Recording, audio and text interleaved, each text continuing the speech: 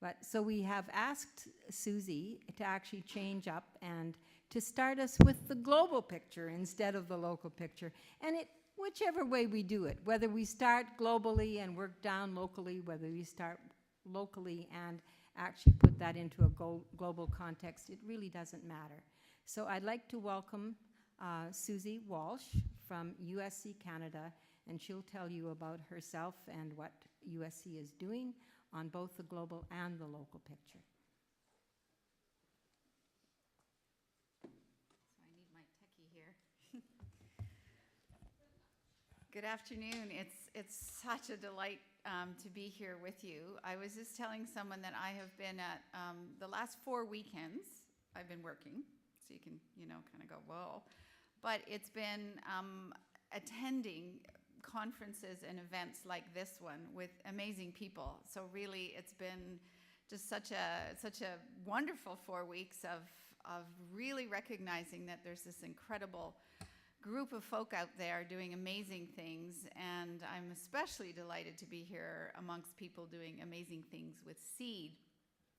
On your screen a minute ago was a slogan, focusing locally and connecting nationally. I would like us to remember that we're also connecting internationally, and had our friend here, the woman that was supposed to be here to give the blessing and to launch the conference, she would have talked a little bit about the importance of recognizing and acknowledging the unceded territory and the gift that we've been given to be able to be on this amazing land. I would like to remind us that the reason we are here is because there are seeds from farmers all around the world that were carefully nurtured and brought to this country. And so maybe we can just take a moment as well to acknowledge the incredible work that those original farmers have done around the world to ensure that we do have the vibrant seed system that we have today. So maybe just a round of applause for those farmers.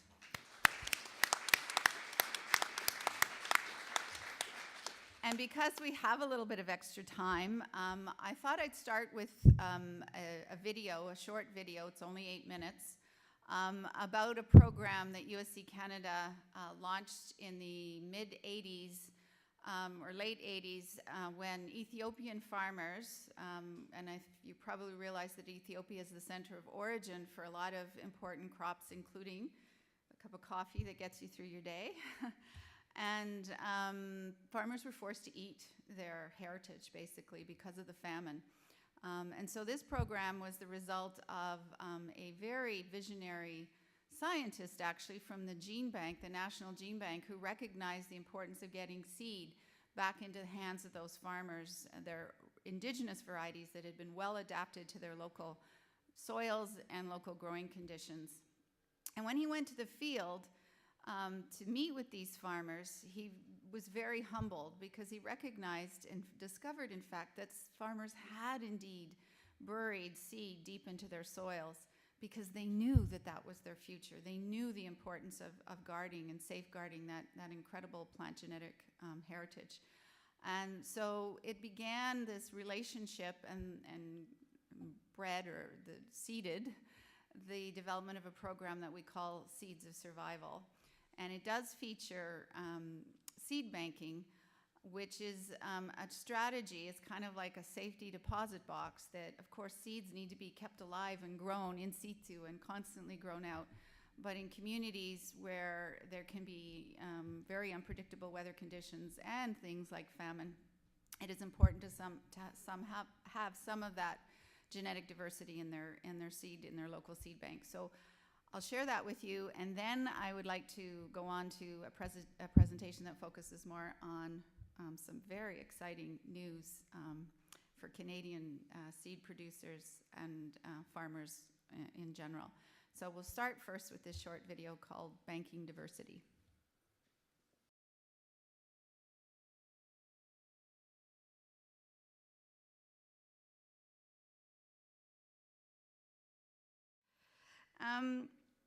So just, I'm going to say a couple of things about me because I do have I did spend some time here in BC between 77 and 84. I went to Simon Fraser, and I was running along the beach the last couple of days, staying with a friend in Kits, thinking, whatever possessed me to move. It is so, when the sun is glorious in the skies, it's such an amazing province. I'm so envious of you.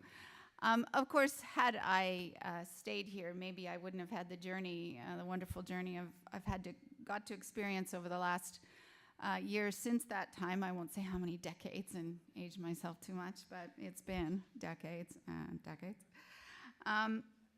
And I stayed with a friend in Kitsilano who I knew from those days, and she's a prof at UBC, and she asked me if I wouldn't mind contributing to a blog that's entitled Suffrage, Women's Suffrage and Beyond, and to write a short piece about the food system and democracy. And I thought about it. Oh, you know, I hadn't quite been thinking about it in that way, and actually have ended up changing the title to this little presentation as a result of that.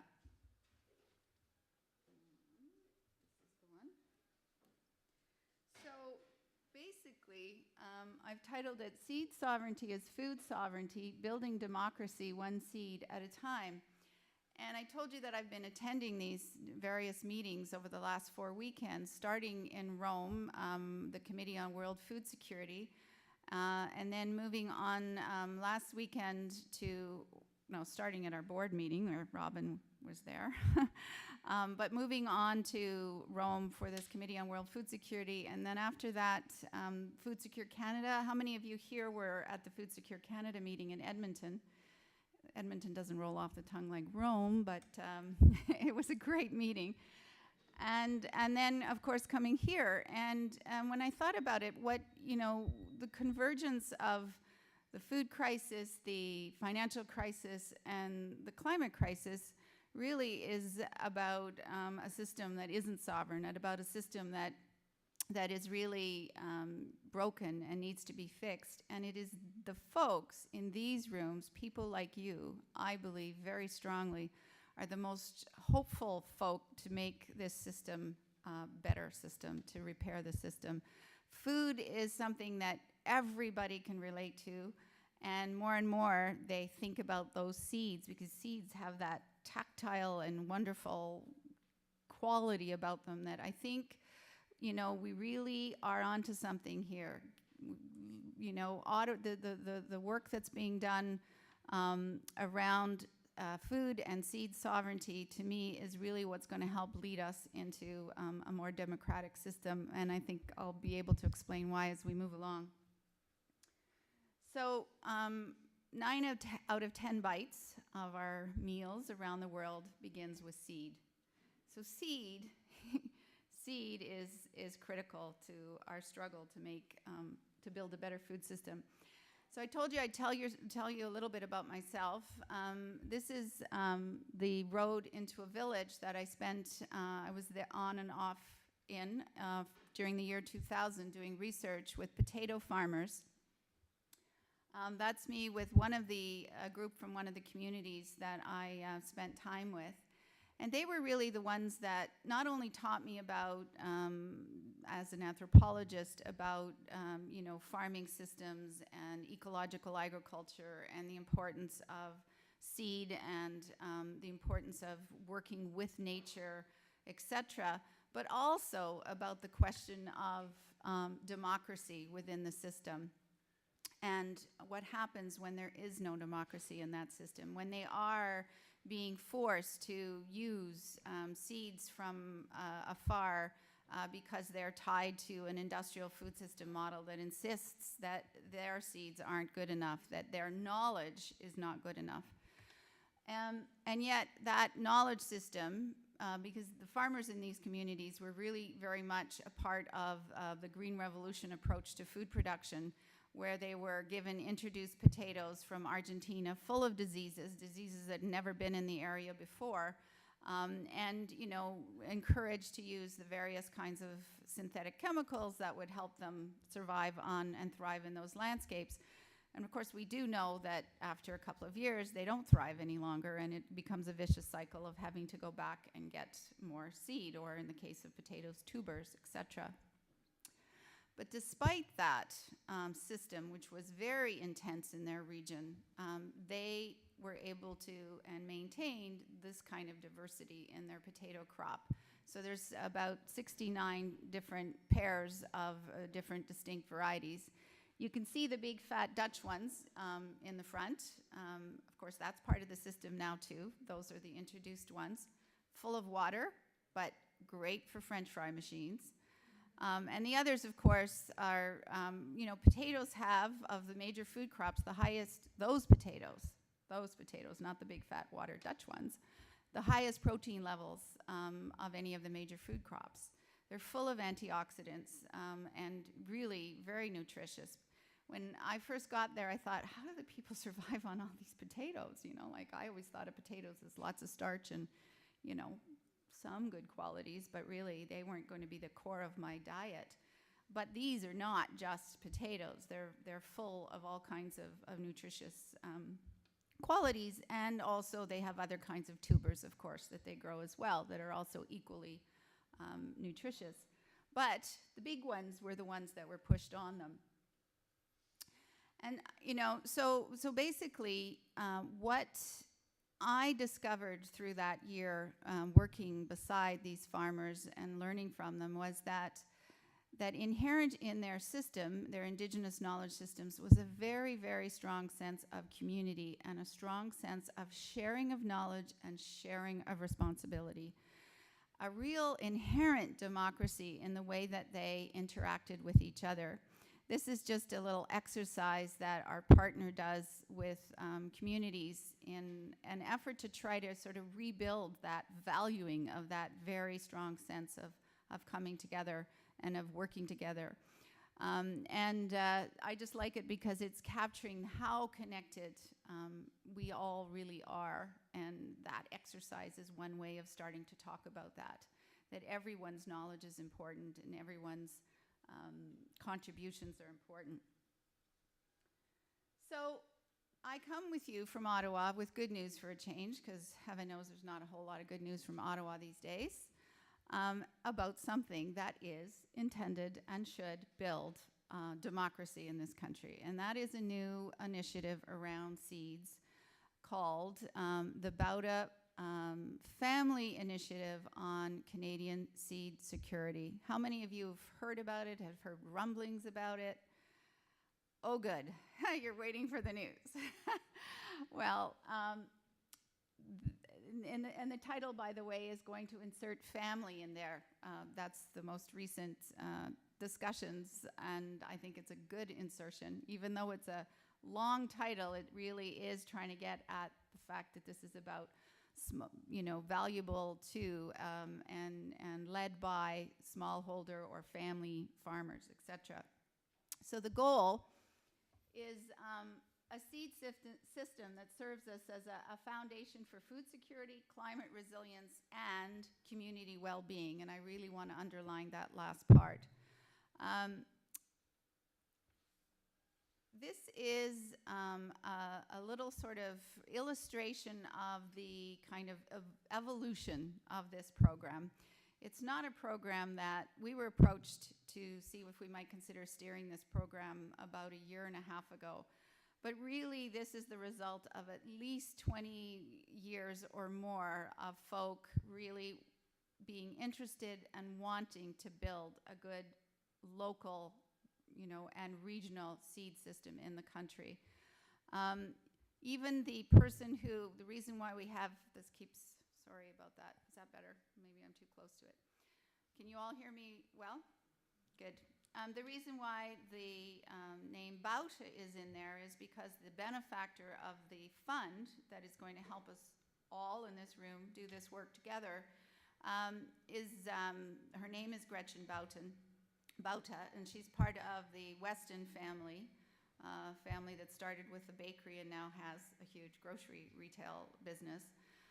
But she's been actually supporting, we discovered, with small grants from her own family foundation, her own personal foundation, seed work in Canada for over 2 decades, has been working incredibly hard to try to make this happen. So for her, this is the culmination, the beginning, really, not a culmination, but the final ability to actually see a project take shape of over two decades of work.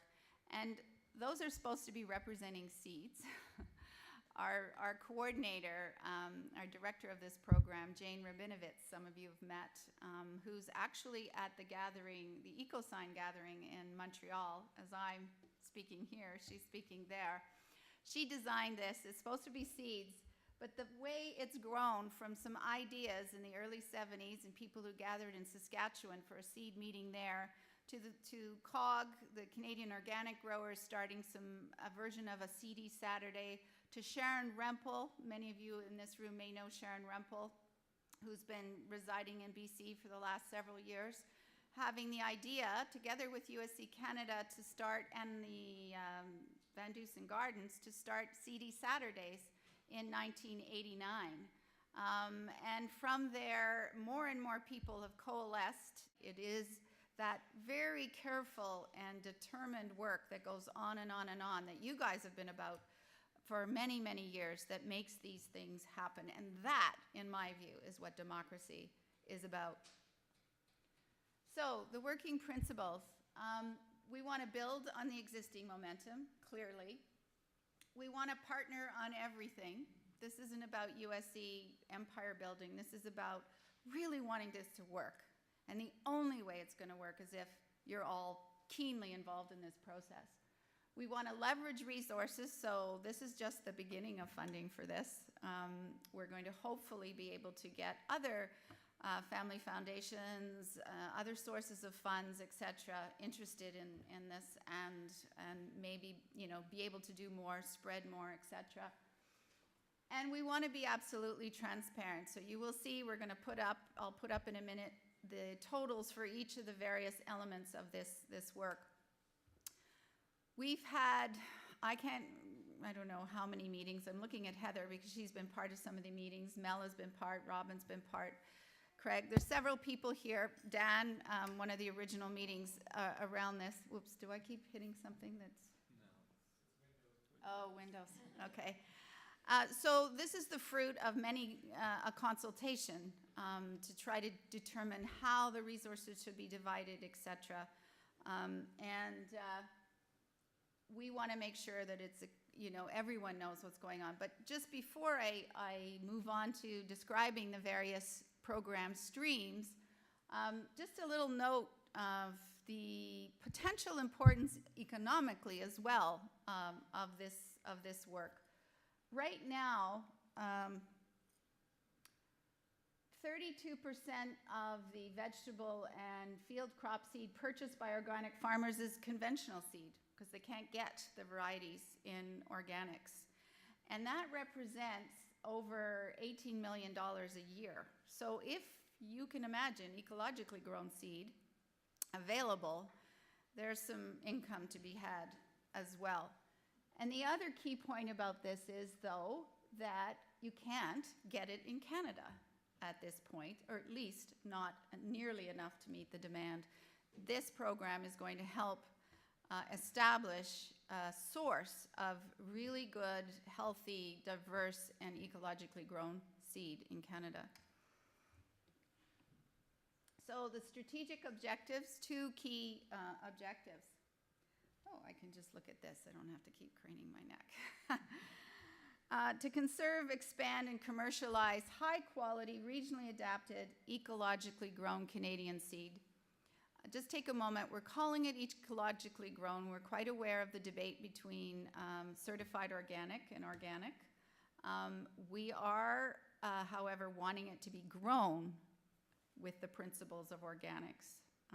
So it would not mean that someone who's transitioning into that would be necessarily out of the picture, but definitely the goal is not using synthetic chemicals for the production. And also, well, they're two equal goals. We're also really wanting to strengthen the movement and the regional work that then can be connected through a national network. So the partners today, all of you hopefully out there in your various ways, but key partners, USC Canada, of course, Seeds of Diversity Canada. Seeds of Diversity Canada could be up here standing with us as well, but how many of you are linked or know Seeds of Diversity Canada? I imagine a lot of you, these fabulous catalogs. They are a key partner for us. We've worked very closely with them. In fact, Jane just presented to their board meeting yesterday. But too small to be able to steer this on their own, so that's where we came in, a little bit more experience and a little larger to be able to absorb that kind of resource. FarmFolk CityFolk, we've got Heather over here. I guess everybody here must know Heather. Is that the case? Not everybody. Okay, then stand up. Organic Alberta, it's a very, very small organization that we hope will be strengthened through this process, and they're going to represent all 3 prairie provinces, and the other 2 organic Manitoba and Organic Saskatchewan organizations have agreed that Organic Alberta is the one to help steer it in the prairies. Of course, we could have a person in each place, but you know, Canada's so huge, but this is how we can use the resources at this point. Everdale Organic Farm and Environmental Learning Center, that's based between Guelph and Toronto. Do some of you maybe even train there or did some work there? Any Evergreen graduates here? Everdale, I mean? Nope. And Atlantic Canada Organic Regional Network, they're based in New Brunswick at the moment, and they'll be helping to spearhead the Atlantic region's work. And then Mrs. Bauta and, of course, the W. Garfield Weston Foundation. And there's another partner in the room who I just saw walk in a minute ago, Michaela, Organic Seed Alliance from Washington, the state of Washington. I know she's going to be presenting, so you'll learn lots about them. But they're a partner that we discovered in this process, in this pilot year, and we're delighted to be able to be working with them on some educational materials and hopefully on training as well. We need to talk. So the streams. First and foremost, support for farmers, applied research, public access, and I'll explain what that is in a minute, web extension service, and movement building. How am I doing for time? I'm okay? Oh, okay, good. We're fine. Just let me know if I'm going on too long. Good. So outcomes, you saw the strategic objectives. We just flipped them around. Of course, strengthen regional seed systems and regional and national organizations that are able to continue the work. We really hope that the organizations that will help to launch this will make seed work a key part of their mission and into the future be able to continue with their own sources of funds. What's next? We need to announce the program. Here I am doing it in BC right now. Hiring regional coordinators. Farm survey. Please, those of you who are farmers, we have already done a survey of gardeners, urban gardeners, small-scale farmers, really small-scale farmers, urban farmers, but we are about to do one for larger, not large, but the Patrick Steiner type of farmer. You know what I mean. And seed events, etc. Some other ideas. One of my personal goals is to be able to access resources for more farmer-to-farmer exchanges between the global north and global south. Seed policy work. Policy work is critical. This fund is not, has not an identified pocket of resources for policy work. But certainly it's USC's intent to try to raise funds to do that other important work. There will be some research when we do applied research. We need to know about seed regulation, but not active sort of advocacy work. Urban programming, I just learned a new term, World Seeds, comes out of Toronto, but essentially that's the seeds that immigrants bring with them from other places. And we would like that community to be integrated into this work, as well as northern communities. The resources at this point are not sufficient to be able to do everything we want to do, but in time, hopefully. So building democracy one seed at a time also means you need to kiss your farmer. And that's Mel over there. Thank you very much.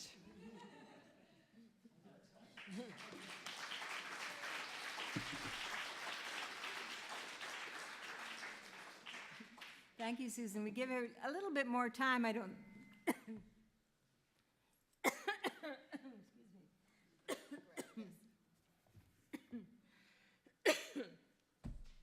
Mojave isn't here yet. Do you need the water? I need some water. Patrick, come up and introduce yourself.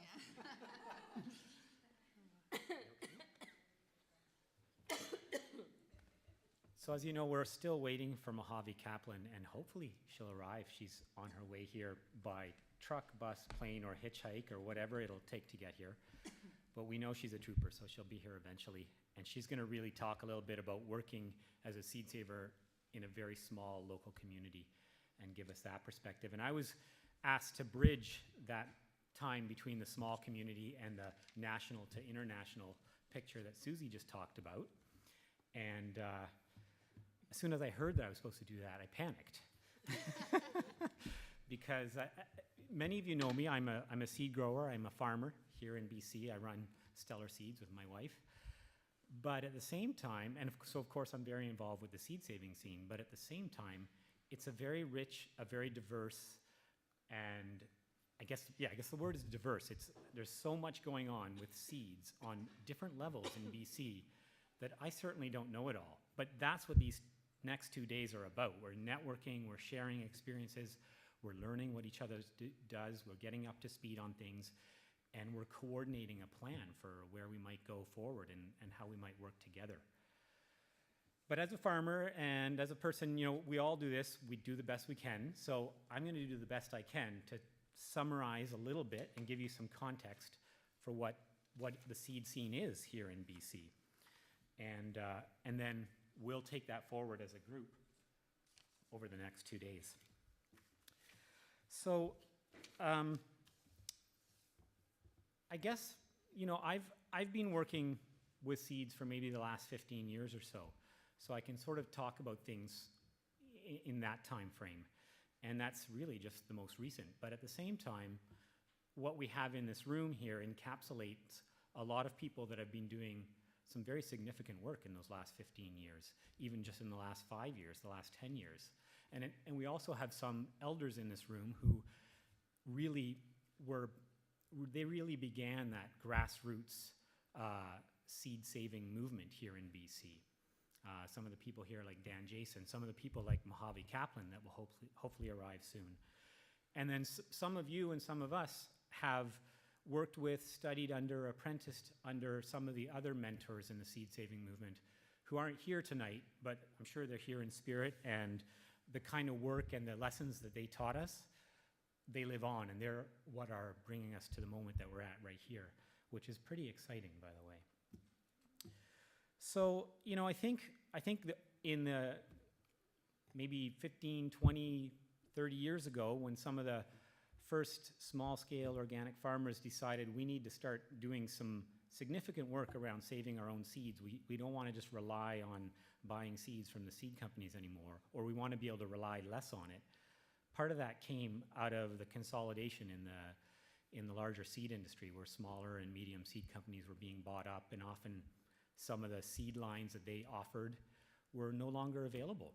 And we were seeing a diminishment in the access to our agricultural biodiversity, you know, as farmers and as gardeners. All of a sudden, some of those varieties weren't available anymore. And I think some of the early seed saving was really a grassroots response to that, to say we need to reskill ourselves in this important process of farming. We need to close that loop, close that circle, the agricultural cycle. We need to grow some of our own seeds and save them. And I think that's where a lot of it started from, was with wanting to do that. And part of it was a self-reliance thing as well for farmers and for organic farmers. It's always been part of what we do in organic farming. We try to have as many of our inputs come from on the farm or within our very local community as possible. And the seed saving movement was really part of that as well. And then, of course, I think organic production principles, growing those seeds organically, adapting them to our organic farming and our organic gardening needs, was another really important part of it.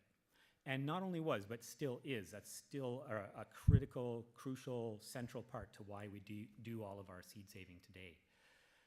It's practical and it's political, and those are the sort of two, that encapsulates where it came from and why we still do it today.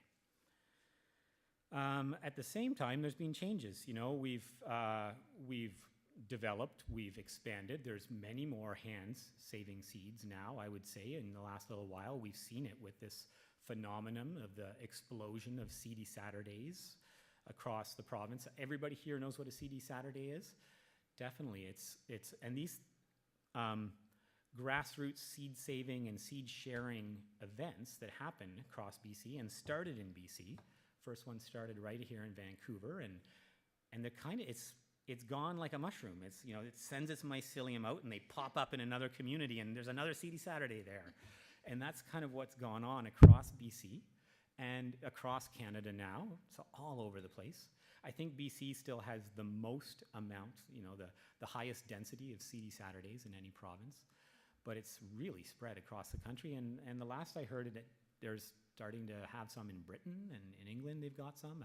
I don't know in the US if anybody knows if there's any down there yet, but these kind of local seed saving events and sharing the skills and the knowledge and trading and swapping seeds and selling seeds to each other has been a really big part of the seed saving movement in BC, and it has popularized it amongst the citizenry, strange word to use, but among people. It has popularized it, and it has also brought more farmers into the experience of not only learning about saving seeds, but giving them an avenue and a venue to incorporate seeds into their farm as a bit of an income stream, because more and more farmers are just putting their seeds in a few packets and showing up at the Seedy Saturdays with a table, and that's adding to their revenue. So it's really been a big part of it as that Seedy Saturday. And so it's the seed. I would add to those first three things around organic production, self-reliance, and taking seed production back into our own hands. I would add economic diversification for farmers and for urban farmers and for backyard gardeners as another part of the development of our local seed saving movement here in BC. And I think even these days, you go there and you find people saying, they've got some interesting name for a variety that you've never heard, and you say, well, tell me about that. And it turns out that they've done some crossing themselves on their farm, whether it was intentional or whether they were saving a sport. But people are now getting into breeding new varieties and actually saying, yeah, I'm not just a seed saver. I'm a plant breeder. I'm a grower. I've got a vision for what I'm trying to do here. I'm starting a new variety of onion. I've crossed these two before. I've got this other kale. I call it homestead kale or whatever they do. And so we've got people taking the seed saving to another level. They're actually saying, we're going to become people who are going to grow seeds that are specifically adapted, and we've got an intent of growing this for our climate, our region, for the day's length. We're looking for certain traits, whether it's cold hardiness or flavor or whatever it is. And this has been happening because of, one, the kind of information that we get from our mentors in the seed saving world that we have right here in BC, but also because lately many of us have been taking advantage of learning opportunities with people further afield. Some of them, we've brought in, and it's nice, we've got Michaela Colley here from the Organic Seed Alliance. She's going to be leading some of the discussions this weekend. And that Organic Seed Alliance has been a real resource for people here in BC over the last 5 to 10 years. We've brought some of the various instructors and employees there. John Navazio and others have come up here to teach courses about seed saving, and they've taught us a little bit of work around breeding and selection. And we've moved forward with that kind of thing, and that's really become, I think, an important part of the skill building that we're doing as farmers and seed growers here. And it's one of those things, and it takes resources, and it's one of those things that I really hope that the kind of work that we're going to hopefully see happening through the influx of expertise and money that with this project from the Bauta initiative that we'll see going forward. I mean, I've done a lot of work with USC over the years, and one of the things that I've always been really impressed by is the programs that you deliver in some of your partner countries, in Honduras, in Ethiopia there. One of the examples that I found so inspiring in Honduras is this little tiny NGO there called FIPA, and they work with farmers, and they've developed these little farmer education cells in communities. And these farmers work sharing their own knowledge with each other, but also in tandem with seed experts from the more professional seed community there, from the universities and stuff like that. And together, the farmers and the university folks have actually bred varieties using participatory varietal selection techniques and participatory plant breeding approaches, where these farmers have taken varieties of corn and beans and made them work better on their farms and actually increased their own yields to the point where in some of the communities they no longer go through what they used to call the hunger season, and they no longer go through that because they've increased their yields, they've increased the capacity of their foods to store longer. And it's really neat to see these farmers have done that kind of thing, and that they had the access to the mentorship and that. And that's the kind of thing I'd really like to see those of us here being able to learn and being able to access. I've been jealous of that for quite a while. So I want to see that kind of thing happening here now, you know. So that's been a big part of, all of that has been part of where we've come from and where I think we're going to in BC. But it goes beyond just the vegetables too. Some of the folks here have focused on high protein grains for a long time. Dan Jason's been one of the guys who's really focused on that. And there's, we talked about Sharon Rempel. She's a wheat breeder who's really talked about wanting to do more local wheat breeding here in BC. And we have people growing heritage grain seeds specifically for specialty markets, bakers who want to bake artisanal breads and things like that. So we have this movement not just around vegetable seeds, but also around grains happening. In the interior of BC, where I live, in a small community of Armstrong, for many years there's existed the BC Organic Milling Co-op, which was a cooperative of farmers who were specifically growing, larger acreages of grains, providing each other with grain seeds and green manure crops, and then selling them to farmers all over the interior region there. That's morphed and changed a little bit. It's no longer a co-op, it's a privately run entity now. Many of you might have heard of it, it's the Fieldstone Granary. But they still continue to contract out with local farmers around growing all kinds of grain seeds and oil seeds and crops for milling and flour and stuff like that. And they have the capacity to not only take those seeds, but to then clean them and bag them up and market them out. And so we have all these little pieces of networks here in the province that are doing these things. And many of you are represented right here today. And what we're looking to do maybe in the years to come is coordinate how we work together and figure out a more cohesive strategy towards creating a seed system that meets the needs of not only our gardeners and our farmers, but our other food, I don't know what you want to call them, the artisan bakers and the people who then take those seeds and some of those products and make our food out of it. You talked about food sovereignty. You linked food sovereignty and seed sovereignty together in your title there. And it's so important to remember that. This work that we do with the seed saving, it's the basis of our food supply.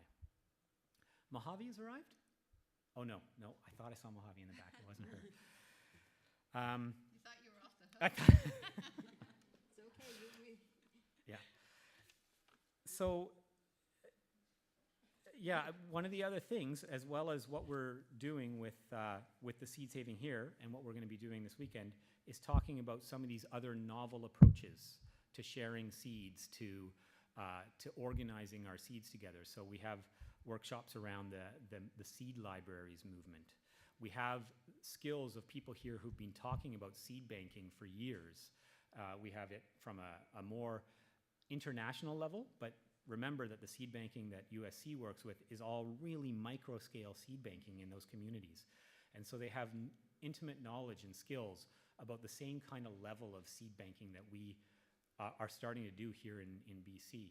Dan has started in partnership with many people he works with, has started the Salt Spring Seed Sanctuary. It was meant as a seed bank. And he's been going around and lecturing and talking to people all about how to start seed banks. Across Canada, he's been doing this. And people are starting them out locally. Where I lived in the Shuswap region, we started a local seed bank there a few years back. So this has become another vehicle for a way of preserving and disseminating local seeds. And it's extremely localized, right? But at the same time, all these people are often kind of trying to reinvent the wheel. And that's why we wanted to have a workshop here about the seed library movement, about seed banking, so that people can share some of that information with each other and work with a small model and take that forward. So I think the next couple days, we're just going to be really learning from each other. We have lots of resource people here who are leading workshops. But at the same time, I know that most of those people, I know many of those people in the workshops, they're not the type to sit up at a podium and monologue. They're going to want to share their experiences and knowledge with you, but then it's up to us as a group here to take it and to start dialoguing in these workshops and start sharing information with each other. So many of you here are involved already in local seed-saving movements, local food movements, and we've built this whole weekend on the model of the BC Food Systems Network gathering, which is a very, very participatory model, and it's all about sharing information with each other. So I think that's where we're going to be taking it forward, Heather, and you might want to I might want to step in. step in at this point. Okay. Thank you very much.